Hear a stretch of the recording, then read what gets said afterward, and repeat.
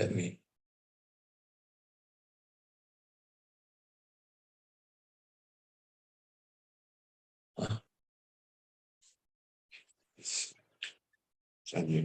Just for testing, hocam, is it okay? Would you hear our voice?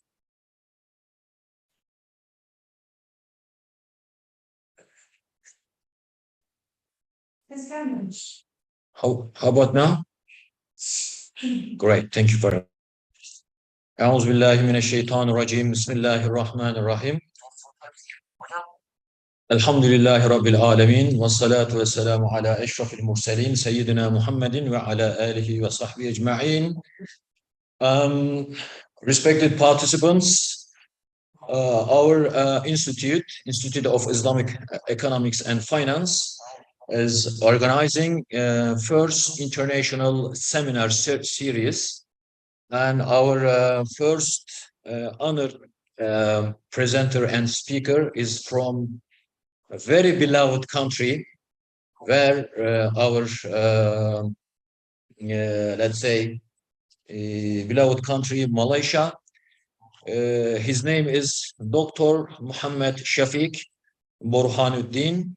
He will be, inshallah, giving a talk about very famous royal professor Unko Aziz, who is very well known in different aspects. One of the significant and important one is that his ancestors goes back to Ottoman Empire. Yeah, he's Osmanlı, Turkish one. And time to time, inshallah, I will give some information about his life, inshallah, after presenting our respected presenter, Dr. Muhammad Shafiq. The topic today is going to be a more holistic vision of development, insights from Royal Professor Unku Aziz. Of course, I will give him the voice to him, the Dr. Muhammad Shafiq. First, he will be, inshallah, introducing himself. After that, we'll start his presentation.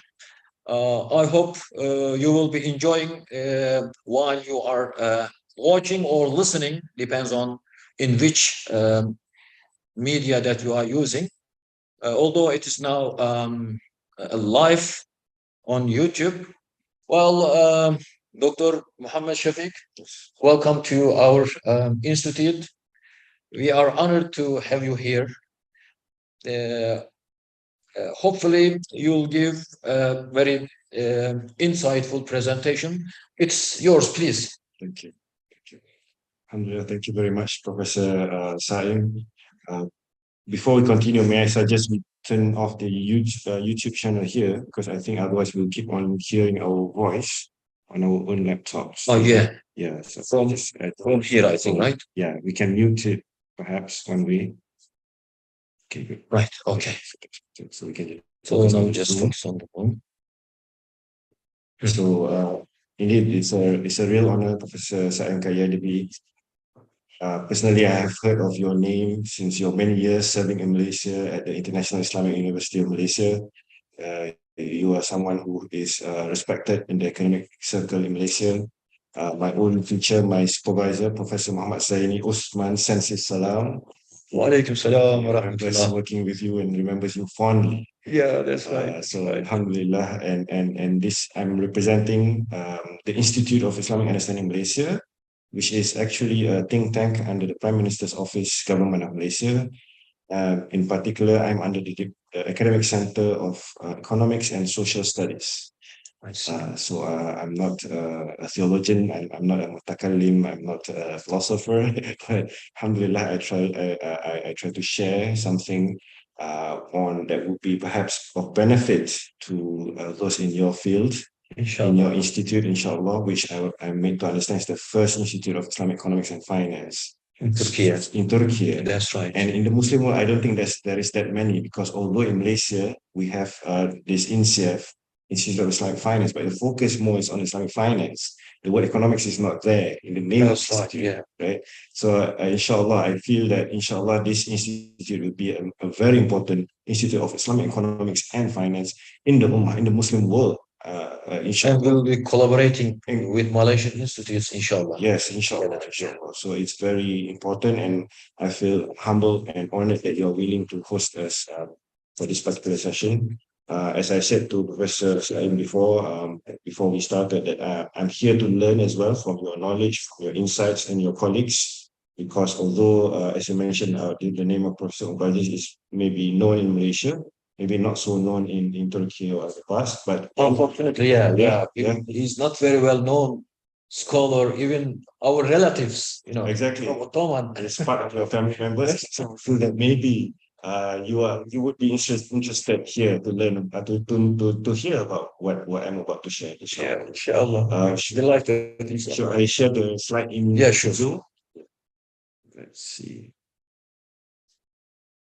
Here it is. That's yeah. Okay. Okay, please go ahead. So I'm dividing this presentation into two. By the way, this the book cover in this slide here is basically my book. Oh, is that? Yes, I brought some copies as a gift for this institute. All right then, for mashallah. Professor. So Alhamdulillah, it was launched by one of the sultans in Malaysia. Because I'm nobody in Malaysia, but the Sultan, because he respects and loves Unko Aziz, he wants to launch my book, in a small ceremony, small majlis.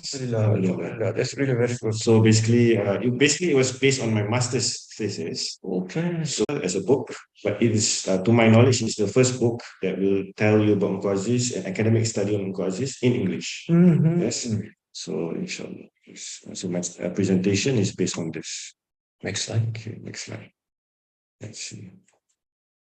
I just want to start with this quote, because this one can give you an idea how Unko Aziz thinks about development as a whole.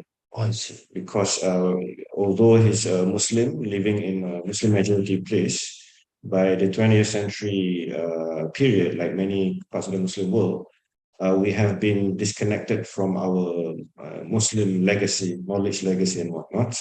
So Unko Aziz's PhD actually is from Japan.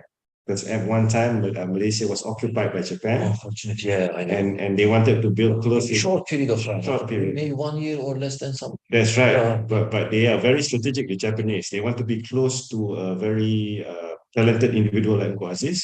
So they sponsored him to study in Waseda University. For study.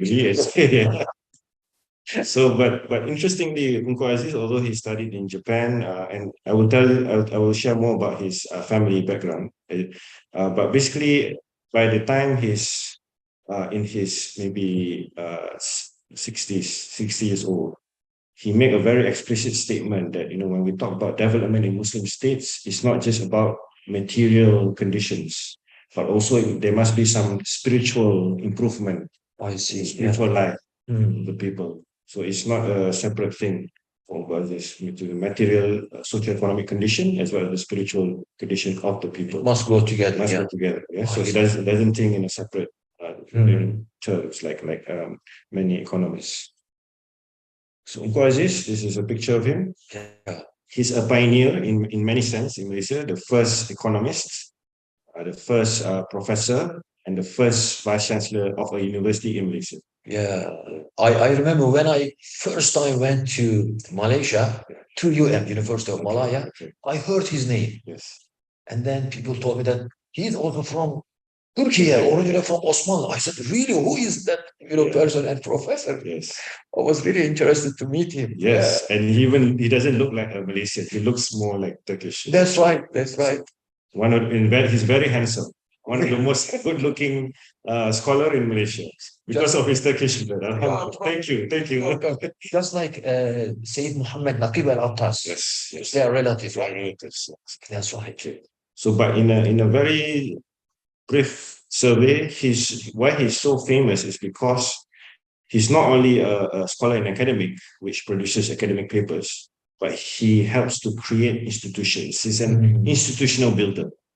So not just an academic alone, which is So that having that two sort of, Policy makers, Yeah, creating first establishing the institute, then Yeah. this institution will actually create and establish more develop about that's right, the future generations. And the most famous one is called Tabung Haji. Tabung, actually, I'm not sure what is the term they use in Turkey or in like Hajj organization Yes, in Turkish you call it. Yeah. Basically, it's for Hajj, but this kind of institution in Muslim world that time, I don't know how many there is. There wasn't any. None, right? Maybe Malaysian was the first. Yes, so he became so famous because even Sheikh Shaltut of Al Azhar came to Malaysia then.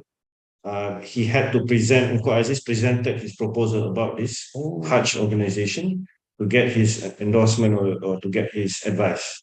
He said, this is the first and very original in the Muslim world. He said, this is maybe Allah's gift to you. MashaAllah, honestly, yeah. Still, we have many researchers, academic researchers about Tabung Haji. Yes. And we are trying to establish that system in Turkey. It's amazing system. From very young age, you start paying little bit money, little. One day, your Hajj money is ready. Yes. Then automatically you got. In English, they call it piggy bank, but I think there's another word for it. Like when, as a child, you put money. Oh, yeah, that's right. Yeah. You call it in Turkish language, kumbara. Kumbara? Yeah. Okay. Tabung means kumbara. Oh, yeah. So you put money in kumbara. But this is for national kumbara. National. And by 2000, the year 2000, the net worth of this Tabung Haji, 1.8 billion USD, the net worth. Have accumulated and they make investments with the deposits and whatnot. So Malaysia is very proud of him because he created that from nothing, from a piece of paper. Oh, great. And the government listened to it and they established. So then we understand from this that we first need idea. Yes. Right? Yes. When idea comes and then you start establishing institutes. Yes. It's always like this in our history, in a Muslim civilization. Right? Even the Ottoman Sultan, it started here. It's not like immediately they know it, but they think first, right? Whether your economic institutions, the governance institutions, I think that is but today I think we need to think extra hard because the conditions is different, modern times, modern period, right? Exactly. So and then this is basically the family tree, the shajara. What's in Turkey? Family tree. Aile ağacı. Okay. In Turkish, we can call it. Yes. So there's no picture of his grandmother, Ruqayyah. Supposed to be there. Ruqayyah Hanım. You know the story of Ruqayyah Hanım? Please share. Well, once Sultan of Johor, Abu Bakr, he visited Devlet Osmaniye, Ottoman Empire, to Sultan Abdülhamid II. And what he did was actually he gave from the family of the Ottoman two beautiful girls. Yes. One is Ruqayyah Hanım. Yes. The other one is Khatija. To marry the Sultan. To marry the other Sultan, yeah. And then the story continues. What amazing story. Amazing. Yeah. It's like a blockbuster film blockbuster. That's right. Like a Hollywood film story, But basically, Unko Aziz's grandfather was a prince, was a brother to the Sultan of Johor. Yes, that's right. Yeah. So the name Ungkul basically tells you that he's a royal family from this Johor state, Sultanate, in 19th century. Yeah. So, but Unko Aziz and when Ruqayyah Hanım married the prince of the brother of the Sultan, Abdul Majid, he has a son, and the name of the son, which is the father of Unko Aziz, is Unko Abdul Hamid. Oh, Abdul Hamid, that's my grandfather. Because they love Sultan Abdul Hamid. Yeah, he's great man, mashallah. So that's how it is. But interestingly, Ruqayyah Hanım married 3 times. Yes, that's right. But after that, I will tell you. Do you know how many children that Ruqayyah got from these 3 marriages? Altogether, I didn't count. I'll tell you, Tom, that is 25 children. Can you imagine one woman contributed to 25 children? And these 25 and these 25 children, their descendants shape the future, the economic system, the political system, the educational, the intellectual life of Malaysia. So starting from one Ottoman lady We need so 100 years. I think also we understand from this is that we have to educate the mothers first, the woman first, because she will educate the children Yes. and the generation, Very future good. generation. Yes. Yeah. So Uncle Aziz, he Amazing. was born in, actually he just passed away 3 years ago, 2020. yeah. He lived a long life. He died in age 90 plus. 98 90 years. 98 years. Yes. Amazing, 98, mashallah. yes, 28. But Malaysians are living quite long, right? I don't know. Look at Mashallah, Mahathir. Mahathir, some of our leaders, our Anwar Ibrahim, mashallah. Yeah. Although he's about 70, mashallah, just like teenagers. Still very active. Strong, Yeah. very active. Hmm. Something, Malaysia has some Yeah. extra energy, I think. Yes. Mashallah. So it's very important to know this, because in my study I did make mention, and I tell a lot more about his life, Uncle Aziz's family life, his the environment, the state where he grew up. All this is important because I think for somebody to think of an idea, he must have been exposed to some kind of environment. Yes. Family environment, educational environment, cultural environment. So maybe these are the things that in the future that we can consider. How we raise our students Yes. to make sure so that they get the right exposure, so they can think beyond the box, as they say. Exactly. Yeah. Exactly. So this is just to give you an idea how famous or how prominent he became in Malaysia. Like recently when he passed away, Anwar Ibrahim did a special talk to remember, because Anwar Ibrahim when he was in university, Uncle Aziz was the vice chancellor, the rector of university. UN. Yeah, where I worked for 2 years. You taught there. Yeah. Mashallah. That's the #1 university in Malaysia. Alhamdulillah, yeah. It's I think UN is at the very, at the for the world ranking system, The highest. around the 50s. Yes. Yeah, it's very important university. Yeah. Correct. And because Uncle Aziz, he became rector or vice chancellor for 20 years in the university. Mashallah. So he did many things that enabled University of Malaya became top world class, in terms of standing. Yeah. And he's so famous, almost every prime minister knows, he's like a celebrity. Oh, He's like more famous than singers and actors and footballers. His face is everywhere in the newspaper. yes. This is how famous he is. Even me, myself, just ordinary lecturer, I met him many times and many ways. Oh, yeah. Yes. Okay. Mashallah. Yeah. So this one gives you, I'm trying to classify his contributions as well, because he writes about many things. Although his PhD is in economics, he's trained as an economist, but he has interest in many fields. He's like multidisciplinary, like almost like a polymath. Yeah. He writes about language issues, about education, philosophy, psychology, maybe. Correct. Economics, of course. Yes. But all of that, I would say that is intended to help people to think what it means to be a developed nation, what it means to develop people, right? Although he has not published like many thick books or anything, but towards the end of his life, his students compiled 5 volumes, all his academic articles on all different subjects, not just economics, not just iqtisad, but on many things, as we said. Yeah.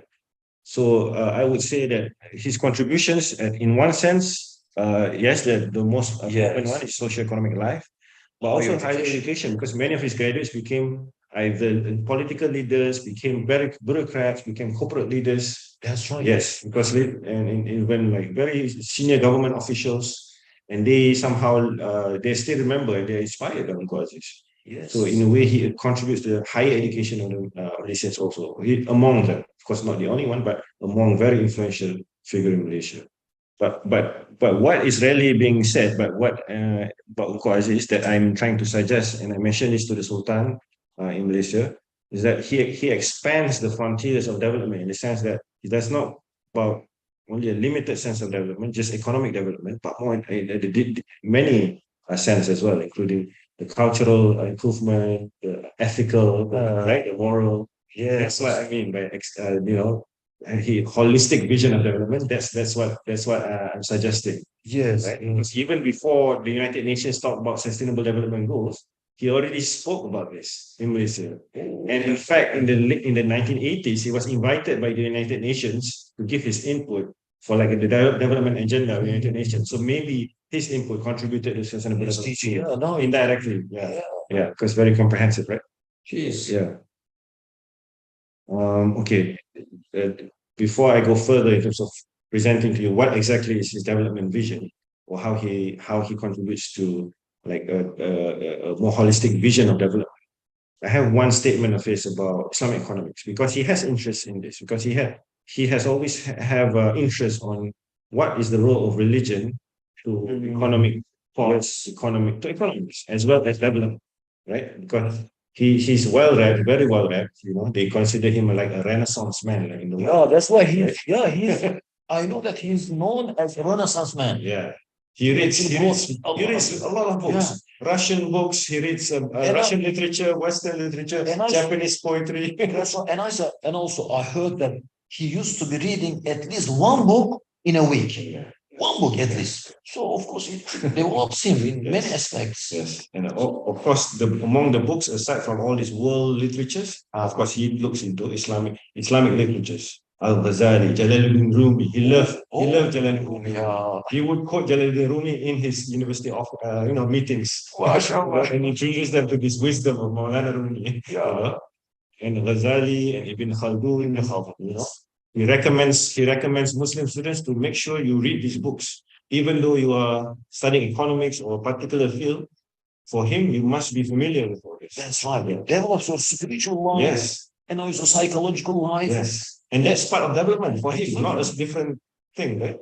Yeah. So, but in terms of Islamic economics, in 1970s, because then I think the field of Islamic economics was quite relatively new in terms of the publications and it is, right. Yeah. So he said, but then he does not. His view is that there needs to be more experts. So this is what you're doing is definitely, I would say, I'm sure he agrees with it. You know, you need to develop experts, and doing it masters and PhD is very strategic. That's where you can develop real expertise, right, on Islamic economics.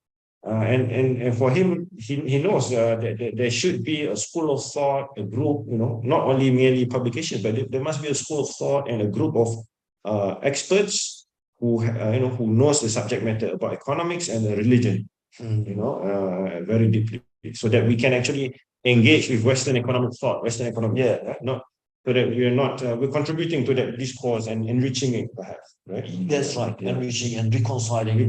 That's right. Yeah. So this is his view. Now, how does he view development now? Yes.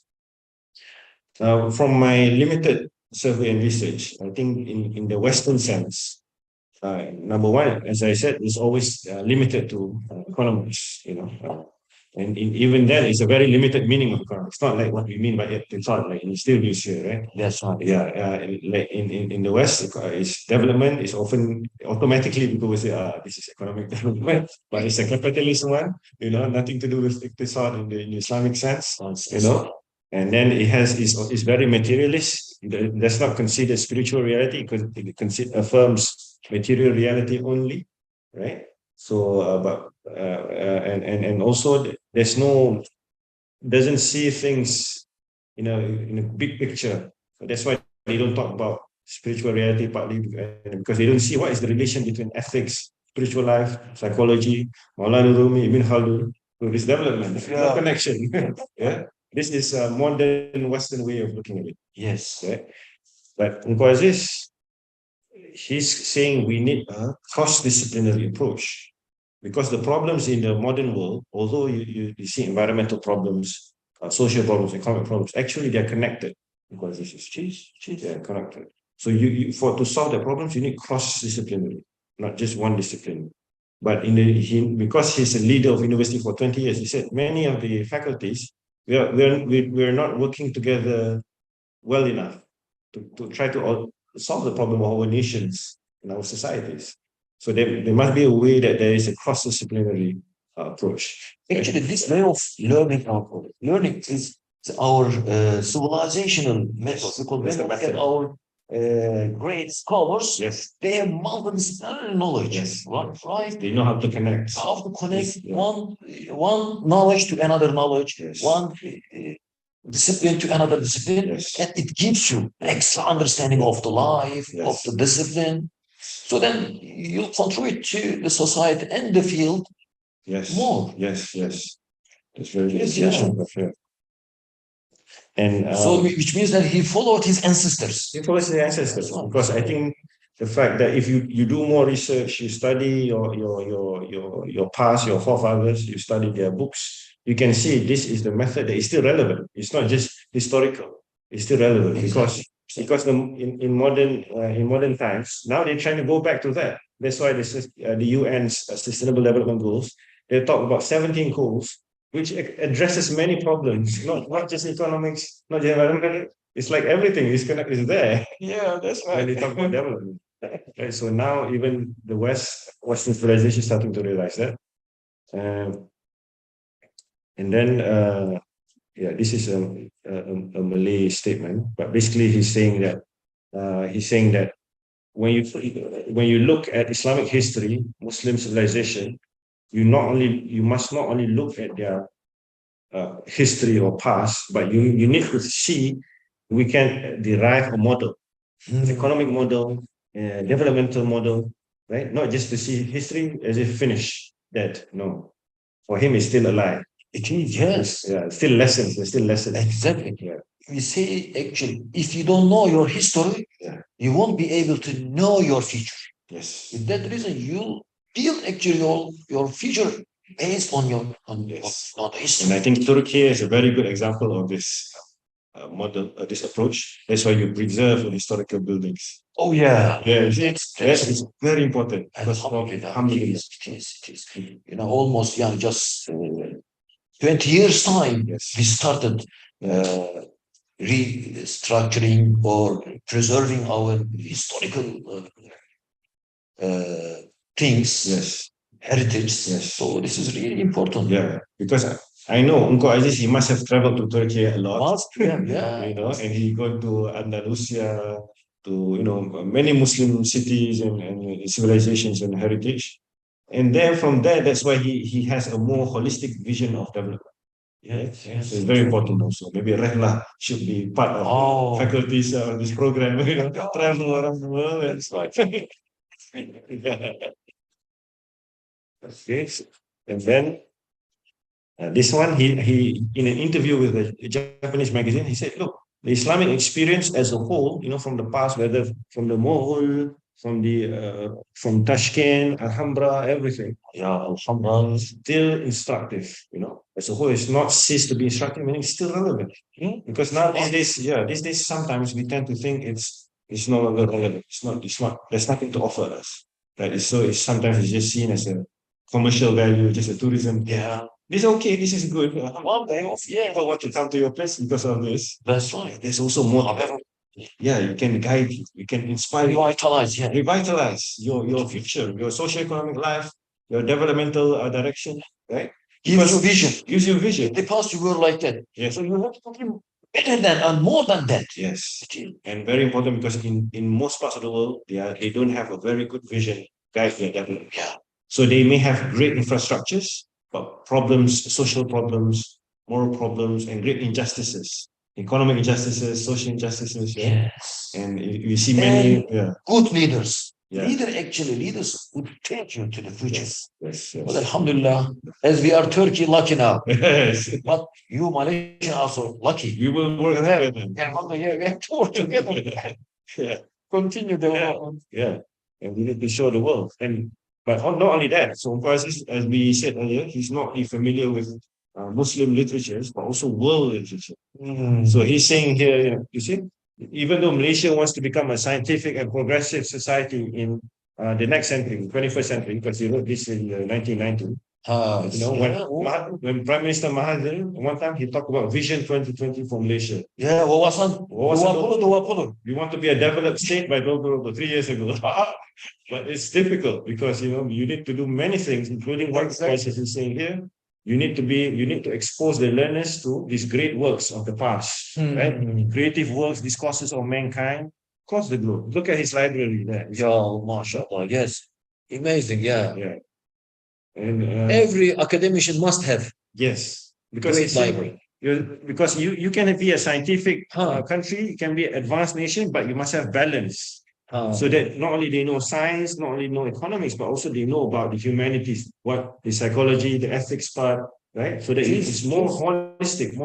Yeah? Exactly, Yeah, exactly. yeah. Just like vitamins we are taking. If you eat only one Yes. kind, Yes. of course you won't be develop Yes. yourself. Yes. However, you have to take just like bees. Yes. Bees taking from maybe how many thousands different Wonderful. flowers and Yeah. so collecting just like Good analogy. everyone. Very good analogy. Yeah, yeah. Have balance in the Well, self. Yeah. that is. MashaAllah. Yeah. And also, this is one example of how he connects education or university education with development, right? He's saying that, for example, although this one, it seems, maybe like a topic that is far for economics or Islamic economics, but actually, remember, he wants us to see everything in a holistic way. Yeah. Right? So he's saying, for example, like the university, it must try to teach people to be in harmony with nature and seek ways to inner peace. Inner peace. Oh, inner peace. Inner peace. That's right, inside. Yes. Because every great development starts from inside. Yes. Inner peace. And we are different from capitalism, which doesn't give inner peace. Islam economics can contribute. That's why Rumi, Mevlana Jalaluddin Rumi, is actually focusing on the inner first. Yes. Then you'll create Imam Ghazali's, Ibn Khaldun, Rumi's, Shams Tabriz, Ibn Arabi's, etc. Yes. Inner peace, basically, we want justice in the soul, in the self, justice, balance there, and also in our socio-economic life. Exactly. And I think Ottoman period, they have many examples of this. Right? I think I remember reading, like, for example, in your souk, in your bazaar, there is ethics. Yes, yes. Business and trade. So if somebody has enough sale for that day and customers will come, please go to my friend. The story of that. Once Muhammad al-Fatih. Yes. Once he of course visioned to invade Istanbul. Yes. But he said, how can I be sure that I can invade Istanbul? He just went to souk, to the market. Okay. He practiced what you said. He bought something from one market, one shop, something. And then he wanted to buy something else. And the owner of the shop said, oh, brother, I had already made my first business. Please buy it from my neighbor. Could you imagine? And then he went to the neighbor, wanted to buy something, he bought it, and then wanted to buy another one. The neighbor also advised him, go to the neighbor to buy the other one from him. And then after that, Muhammad al-Fatih said, yes, with these people, with this good ethic people, I would invade Islam. Because this is, I think, essence of the society. Basis of the society. And now, like the Western nations, they are struggling with this. Because they don't have inner peace. And even with the nature, they don't know how to treat nature in harmony with nature. Like in Istanbul, you treat cats very well.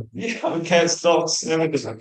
In the West, we don't know what's going on in this. That's right. And your cats are well fed, all the cat is happy. Even in Malaysia, it's not like this. We love cats, but in Istanbul, that's different. So this is all part of the economic philosophy, economic vision, also development vision. It is very important. Right? And he wrote an article which was published in United Nations publication titled "The Role of the University in Asia in the 21st Century." Yes. So he wrote this in 1994. Long ago. Yeah. So basically, university also needs to play the correct kind of function, not only to give knowledge only. Yes. Yes. But to do more than that, to be part of the solution of the problems in the world today. Exactly. Right. Not just to be there and just be like any other university. Yes. I think the universities in the Muslim countries must be much more than that. Really solve problems on the ground. It is. Okay. How much time do I have? I don't want to. I'm sure everyone. We have plenty of time. Until you say it's fine, then inshallah, okay. We'll do that. Okay. And then I think I have a bit more. Maybe 3 more slides. Okay. And then we can have further discussion. So this is basically how I what based on my readings and investigation of Tunku Aziz's writings, you know, basically maybe this is one way you can understand how his idea of development is much more holistic. Of course, in the most common in the outer circle, you can see, you know, there's concerns about preserving the nature as well as the culture of the people. For him, like the culture, the tradition of the people is very important. You know, should not get rid of that. Of course, socioeconomic justice very important, and happiness is important. So, like happiness, he's familiar with Ghazali's book Kimia Saada. The Saada is the term you use in Turkey. Yes, still, right? We use it. Yes. Same So word, yes. Saada is not just physical happiness, but deeper, like junior peace and spiritual, right? So Unko Aziz recognizes this. You know, although he's an economist who builds institutions, Tapung Haji, Yeah. but Saada is very important. And higher education or the place of universities, not only science, balance, but also human advancement also, Yes. right? But at the core of it, at the foundation of it, this is the hikmah. Yeah. Must not forget the hikmah. Which is Right? So even for non-Muslims, because Malaysia, we have many non-Muslims, like Yes. 50%, 40% non-Muslims, Chinese, Indian, people of other religions. But in the same time, we can find commonalities with people of other religion, like on their ethics. Everyone wants to be good character. Wow. Be just people. Yes. We have Respect each other. respect each other. Yeah, I found that, all the different cultures and nations and religious people, they are respecting each other. That's Yeah. really Of amazing. course, we have differences in terms of how we understand God. We don't have to talk about that. Leave them. Yeah, leave With them. their understanding. Yes. If they want to learn, okay. Yeah. But the more important, look, when Confucius, when the Chinese people talk about Confucius, Lao Tzu, Of course, there is no compulsion on religion. no compulsion. So they will look at you. If they like, then welcome. Yeah. And Muslims, like 400 years ago in China, they study Confucius, Lao Tzu. Yeah. And they make it more complete, make the teachings more complete with the teachings of Islam, for instance, right? So it's not like Muslims have never studied Chinese philosophy, Confucius. This is important because in China now, they're going back to Confucius. So for Muslim countries to build bridges with countries like China, we must know their philosophy, their wisdom. Because President Xi Jinping said, their development is rooting it on Chinese wisdom, Confucianism. So when Prime Minister Anwar Ibrahim goes to China, he sees Xi Jinping, he talk about Confucianism. I respect Confucius. I respect your wisdom, your moral. This is how Muslims can build cooperation. Yes. Build a better world, Yeah, more just. You see? And this is important because otherwise some countries, they don't want to talk about this. Some countries, they say, no, forget about this. This is not important. But like for Asian people, the people of the East, this is very important. This is what will shape our understanding of what development is, a holistic development. Right? Yes, that's right. That's right. Important point. Yeah. So basically, the wisdom or the hikmah, it gives us a worldview, a perspective. Worldview. Give us ethics, give us adab. It gives us many things. Adab, right? Adab actually is a very significant term. Yes. And developed by Unku Aziz, also Sayyid Muhammad Atas. Actually, people in Turkey, they understand it very well. They put it in practice very well for a long time. You look at your buildings, everything is adab. Buildings, your design, your art, everything. This is adab. Since Europe, Seljuk Empire, Ottoman Empire. Yeah. Yes. It is very important. Very important. Looking at from that perspective. Yes. So I hope your universities here and Turkey will continue that tradition. Because people like us in Malaysia, we love that. We want to learn it from you. We can see that. We know what it means in terms of this meaning, this word. We see it in practice. For hundreds of years in Turkey. So mashallah, this is. Hopefully, we can continue this development. Yes, definitely. Inshallah. So I will conclude now. This last slide. Okay. So if you want to expand the frontiers of development, to make sure we have a more holistic vision of development, there's three things I want to suggest. Number one, that we have to realize that whether the problems in the socioeconomic domain or socioeconomic life, whether in the cultural life, there's a problem in the culture of the people, for example, or in the ecological or the environment. whether the problem is a mindset, psychological problem, like these days mental health problems skyrocket everywhere. Muslim countries everywhere, right? Even advanced countries, Singapore next to us, very high mental health problems, right? Because of the missing point, the inner peace. Inner peace is all connected, all connected. These problems in socioeconomic, cultural, environment. The reason why people are not respecting the environment today because they don't have peace. It's connected, right? So they don't know why is it we have to really take care. But yeah, from the Muslims' point of view, this is Allah's creation. It's ayatullah. It's pointing to Allah, and we have to be responsible to it, right? And take care of it and make it beautiful, like how you do it here in Turkey. Your forefathers. Number two, we must not just have we must have a cross-disciplinary approach. Not of course everyone can have specialization, but I am sure like Prof. Saim, he knows Maulana Rumi. Oh yes, He knows history. he's from my city. I'm originally from Konya. Oh, okay. Even my house, my childhood was in front of Mevlana Celaleddin Rumi's tomb, just in front of.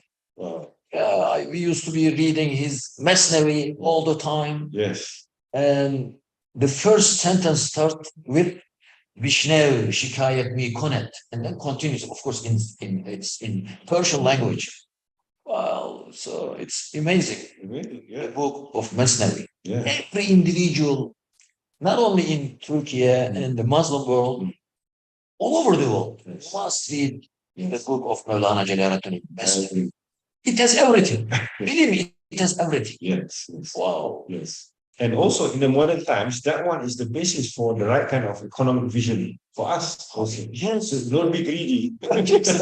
Be selfless. So the economic philosophy is not so much on based on capitalist competition, but on cooperation. Cooperation.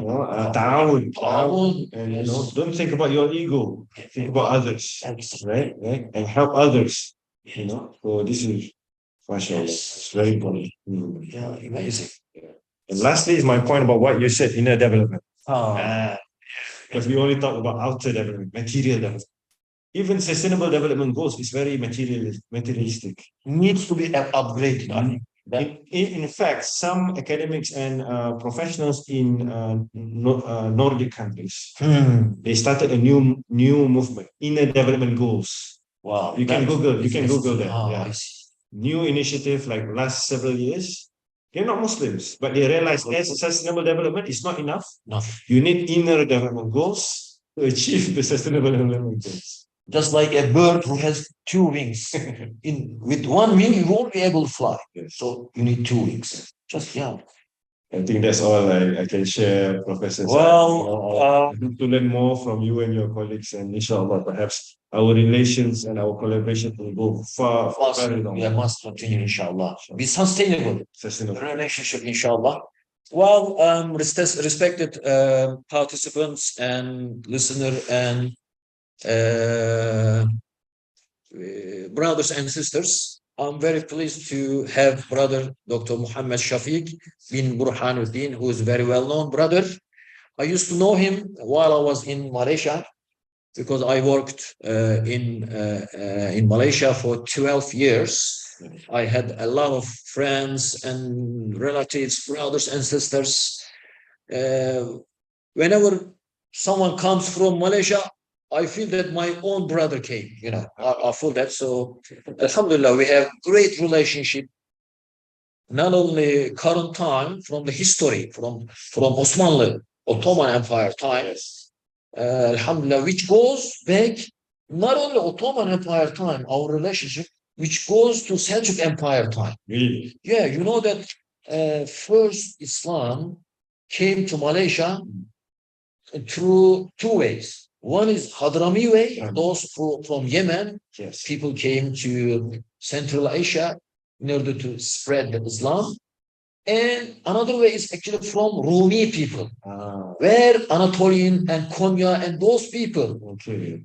I think you also know that the Romu people is still mentioned in Malaysian history archives. And it relationship starts from that time.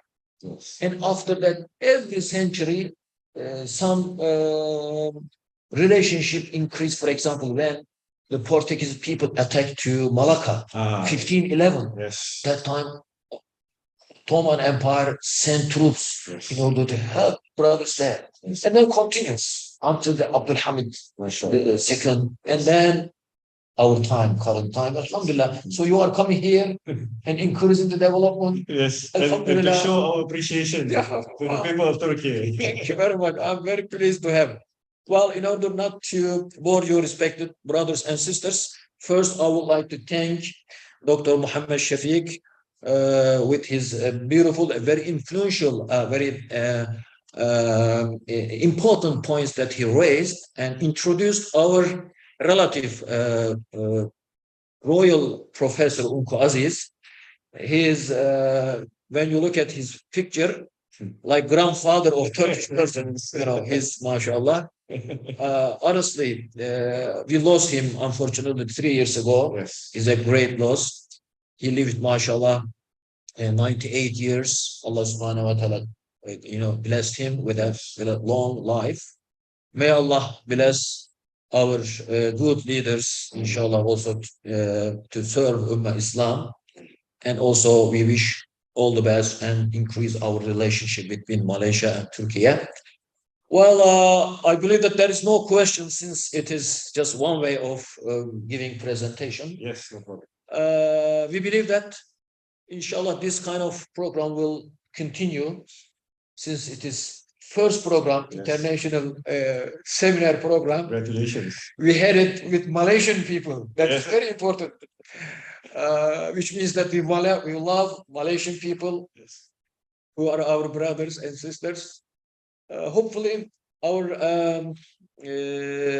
participants would enjoy your presentation. If anything you would like to learn more, please, you may contact with us. Yes. Shall we We can. conclude and finish our program? Thank you. Well, thank you very much, respected brothers and sisters. Hope to meet you again, inshallah, in another program. Assalamu alaikum. In Bahasa Malayu, we say jumpa lagi, which means that see you again. See you again, inshallah. So, Assalamu alaikum. Assalamu wa rahmatullah.